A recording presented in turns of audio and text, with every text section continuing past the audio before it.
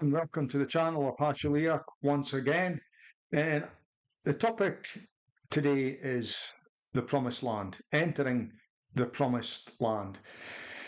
Now, many people are talking about this in social media, that we are basically reenacting the story of the Exodus when the Israelites were taken out of Egypt and then they were heading for the Promised Land, and we know about all the problems they had, and they had to wander 40 years in the wilderness.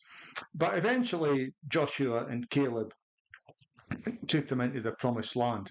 Now, the Promised Land is often described as a land of milk and honey, and a beautiful land, and a land of peace, and many good things. But I'd just like us to walk through the story of the Exodus and coming out and moving forward. So, in the Exodus, we know the Israelites were in captivity and slavery for 400 or 430 years, I believe it was. And they were put under a very, very heavy burden. And then Moses was sent, along with Aaron, to deliver messages to Pharaoh, who was obviously head of Egypt, king of Egypt, the Pharaoh, ruler over all. And each time Moses was sent, there would be a judgment that was being delivered against Egypt. Now, if you look into this deeply, you'll find that every single judgment that God pronounced against Egypt, it was actually a judgment against one of the gods that the Egyptians worshipped. But there was 10 of them. And as I pointed out earlier on in a previous message, the 9th judgment was total darkness. I did a message on this called Blackout, a prophetic word. But there is a blackout, a shutdown, whatever you want to call it, coming. That's the 9th plague. But then the 10th plague comes, and that is the death of the firstborn by the destroyer, the slaughterer, the angel of death, whatever you want to call him. But he brings that final judgment. And as that judgment is pronounced on Egypt, God's people are kept safe in the land of Goshen. They put the blood of the lamb on the doorposts, and as long as they stayed inside and the blood was on the doorposts, the angel of death would pass over. That's where you get Passover from. Pass over and not enter into that particular property and kill the firstborn. What is important to understand is that the land of Goshen was in Egypt. God was pouring out his wrath on Egypt, but God's people were preserved in Egypt. They were kept safe. That's important to understand, because I believe that is going to play out again. I believe God's people are going to be preserved in the midst of this evil, demonic, Babylonian system, whatever you want to call it, something run by the elites or Illuminati, the bloodlines, you describe it the way you want to describe it.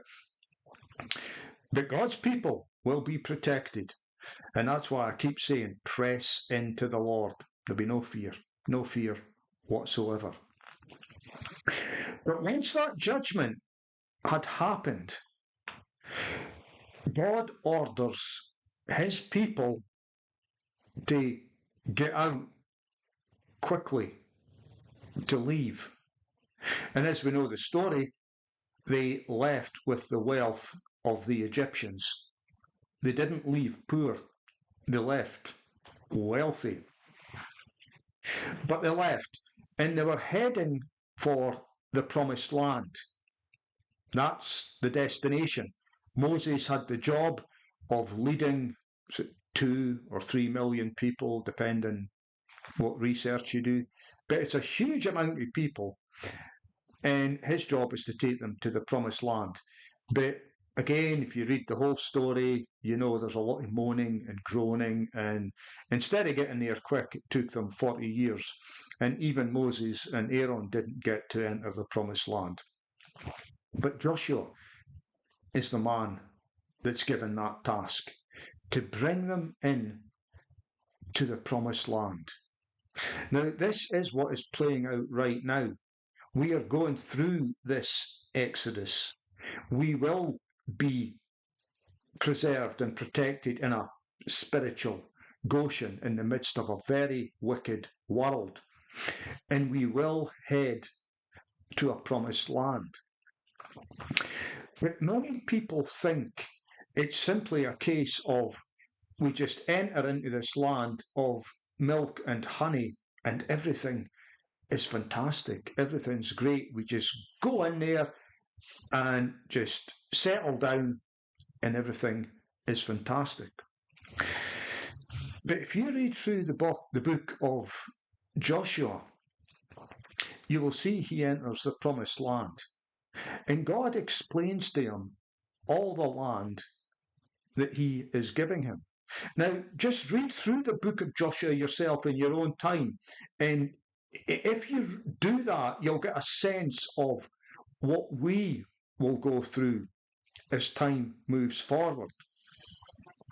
So the land's apportioned amongst the tribes of Israel, and they're given very clear specifics of what they are being given.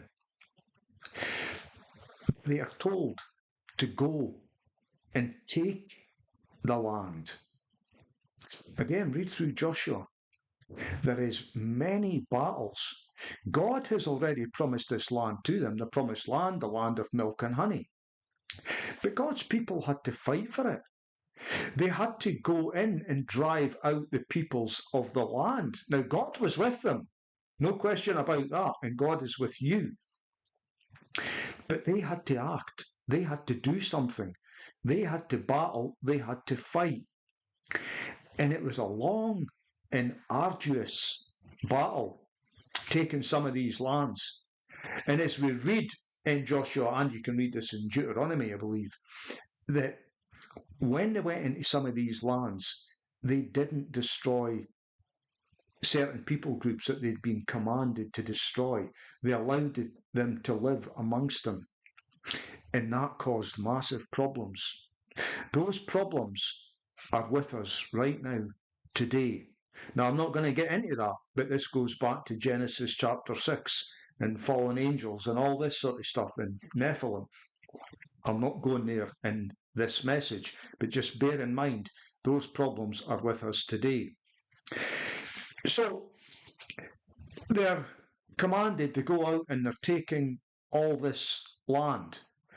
But I want to read to you from Joshua chapter 13, and I'm just going to read the first verse. Now, Joshua was old. The years had taken their toll. So all this battling, all this fighting, Joshua's getting older, and the years are really having a big effect on his body.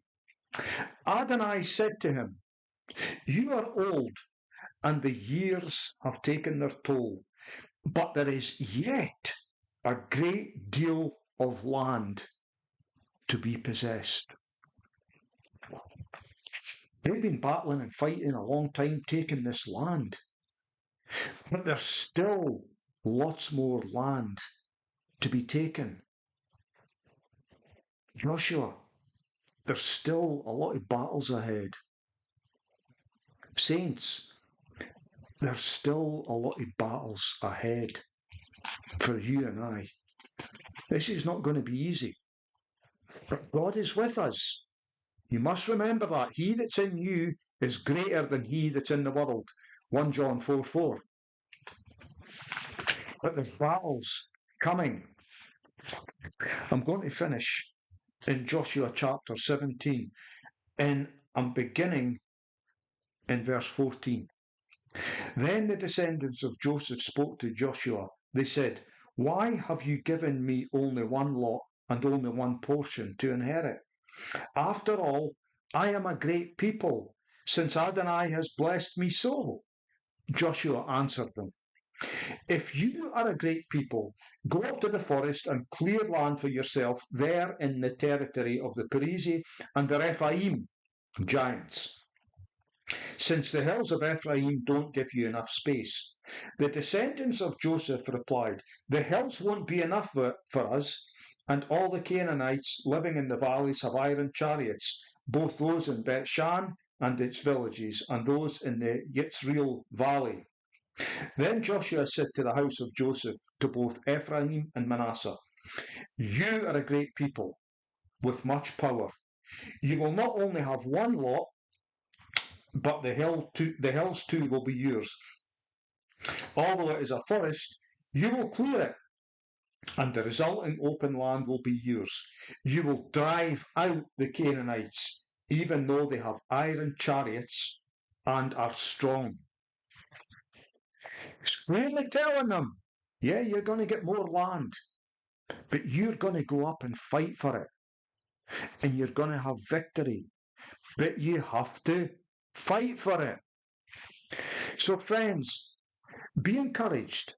We are moving into something far better. We are replaying the whole Exodus story all over again. We're going into a promised land. But don't just think it's a case of wandering into the land and then plonking down in a luxurious three-piece suite and putting your feet up on the coffee table. No, there are many battles lying ahead. But your God is with you and is with me. And we will have the victory. I can assure you that we will have the victory. But prepare yourself for battles ahead. He that's in you is greater than he that's in the world. God bless you.